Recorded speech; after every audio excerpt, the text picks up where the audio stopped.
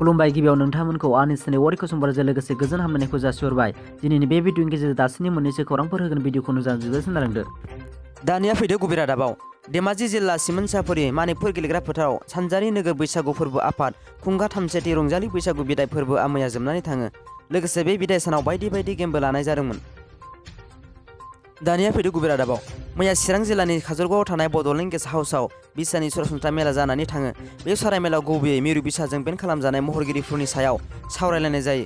बे सावराय मेलनि गेजेरजों बिसानि लानाय बिथांखिफोर, सेथि बिथांखि, बयकट खालामजानाय महरगिरिफोरनि प्रडाक्शनाव बिसानि सोरबाफोर महरगिरिफोरनि सायाव खामानि मावहैब्ला बै महरगिरिफोरनि सायाव 2 लाख रां फाइन बोखांनाय जागोन।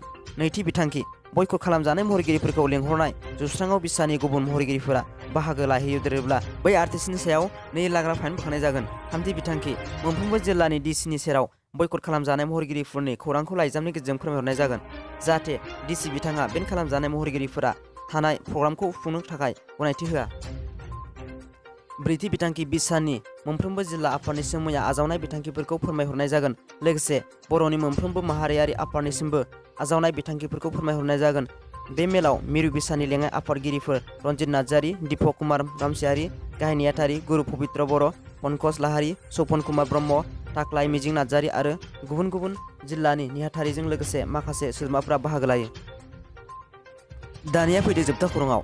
गुन गुन आयेन बेरेखा खामानिनि बेरेखा नगाव पुलिसआ नायबिजिरनायनि उनाव आरो मोनसे देरहासारनाय। बे बाराव अनलाइन मुवा बेसाद बायनायनि मुङाव गिथावना थगायनाय सासे थगायग्राखौ हमदों। नगाव पुलिसआ मोनाबिलिनि समाव नायबिजिरदोंमोन। बेयावनो सासे आबुं सलमान मुंनि सुबुंखौ हमदों। बिनिफ्राय नायगिरनायाव गोबां नंखाय आधार कार्डजों लोगोसे सिम आरो पान कार्डफोर मोन्दों।